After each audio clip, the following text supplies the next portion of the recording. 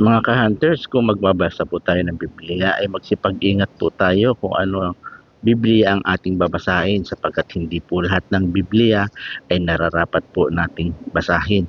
Ang basahin lang po natin sa English ay yung King James Version po 1611 at sa Tagalog po ay ang Biblia 1905 po sapagkat ito po yung mga accurate na translation ng Biblia. Salamat po.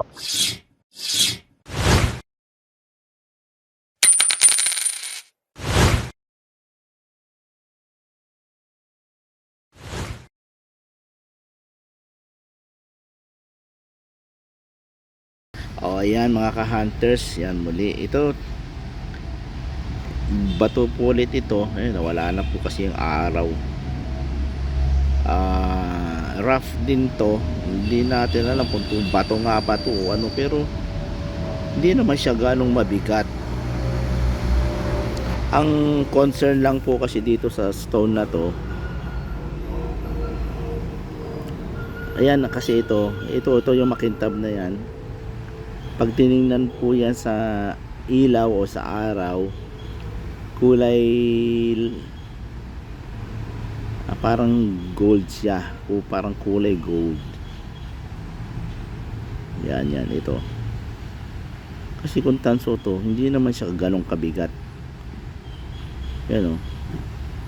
Ano po kayang bato ito? Yan o. Ito yung mga yung makintab niya. Yan. Anong bato kaya? Anong klaseng bato kaya ito? Sa mga nakakaalam po, yan. Wala po kasi yung tayong pan yun.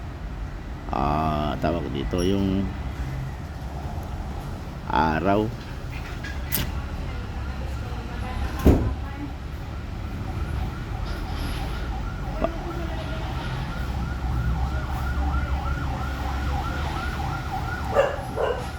May mga ganito kaya mga bato gold, may natatagpuan sa Pilipinas pero bihira yung ganito kalaking bato.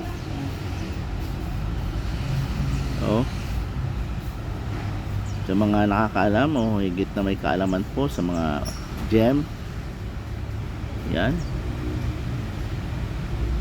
pwedeng paki-comment po sa mga kapanood po nito.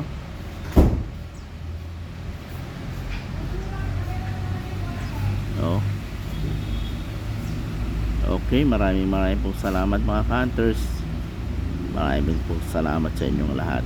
Bye bye po. God bless you po sa inyo.